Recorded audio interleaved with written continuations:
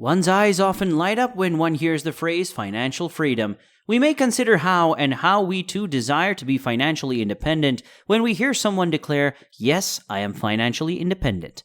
One of the main reasons why someone longs for financial independence is because of how much the phrase itself screams for freedom.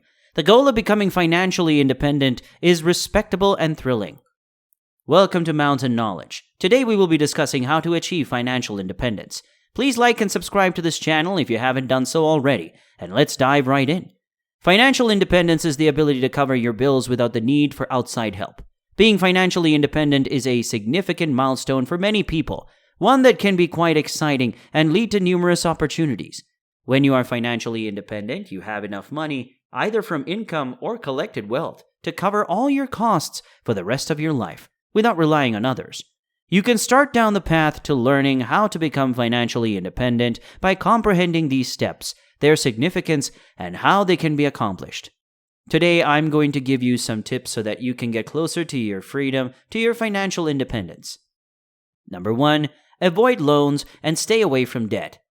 You should begin a debt removal strategy, whether you have credit card debt, personal loans, or other type of debt. A loan is when you borrow money to meet your needs, pay it back over time with interest, and then return it. In essence, you are now imprisoned and shackled to a debt cycle. List all of your debts, placing the lowest balances at the top and those with the highest balances at the bottom. Then pay as much as you can toward the debt at the top, even if it's just an additional $40 to $50. Celebrate when you have paid off that sum. Continue doing this until all of your bills are paid off, with your excess money growing as you go. Even though it may take several months or even years, this is a very worthwhile and important procedure. Number 2, now is the time to invest. People may doubt the idea of investing during bear markets, but historically, there has never been a better chance to increase your wealth. Your money will expand tremendously thanks to the magic of compound interest alone, but you'll need a lot of time to see real growth. Investments are financial commitments made with the hope of generating future profits or advantages. People frequently prefer to keep their money in cash rather than risk it or engage in the market. Although there are swings and it can be risky, the underlying rule of the market is that the greater the risk, the greater the potential reward. Number 3, establish an emergency fund. To make sure you're protected in the event of an unexpected disaster, create an emergency fund with 6 months' worth of costs. Having an emergency fund on hand might save you from having to make hasty financial choices like charging bills on your credit card or taking out a high-interest loan, both of which result in debt.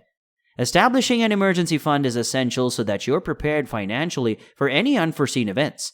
It's challenging to plan for the unforeseen, such as needing to take time off work due to illness, having a roof leak suddenly, having your car break down, losing your job, or experiencing a medical emergency.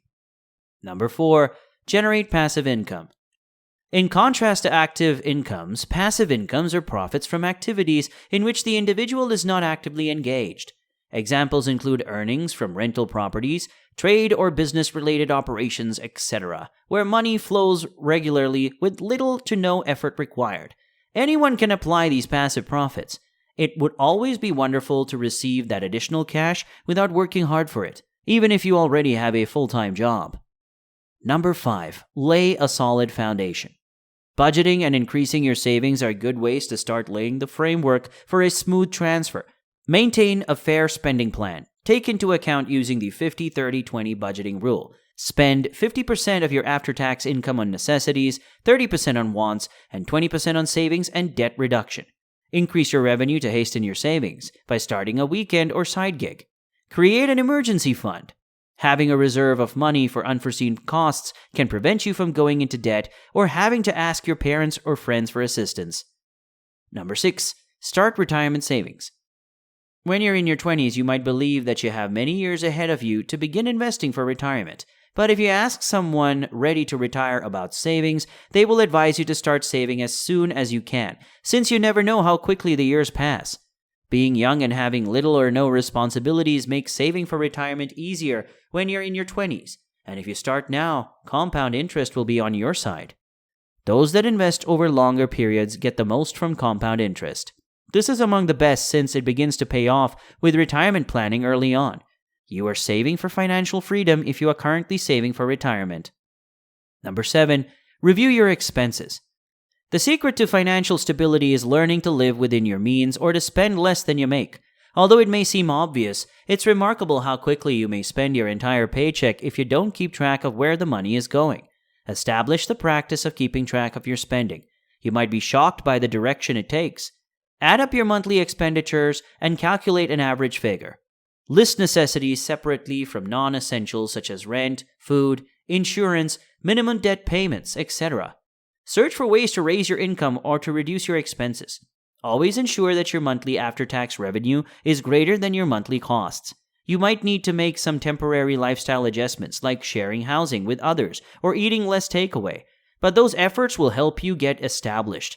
You should practice minimalism in the beginning or for a few years to increase your savings by maintaining a regular, disciplined lifestyle at first.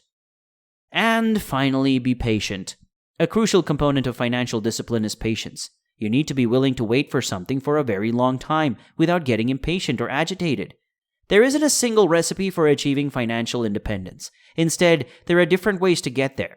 Decide on health insurance as you pursue stability and achievement. Intelligently pay off debts, think modesty, and investigate financial education.